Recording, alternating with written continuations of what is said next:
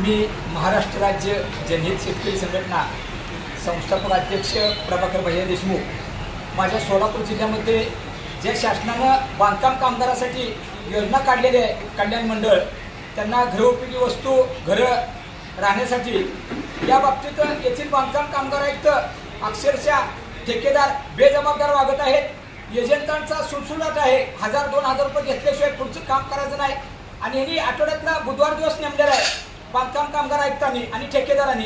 परंतु गेल्या बुधवारपासून अक्कलकोट, माळशिरस, बार्शी, करमाळा, सांगोला तालुक्यातून लांब-लांबनं हे लोक कामगार बांधव येतात, परंतु यांना अक्षरशः हेलपाटे लावतात। आज बुधवार 3 तारखेला त्या गोडाऊनमध्ये गेले असता गोडाऊन सकाळपासून बंद आहे। 4 वाजेपर्यंत त्यांनी वाट बघितली। शेवट संतापून या कामगार महिला आणि पुरुषांनी रस्ता रोको आंदोलन केला।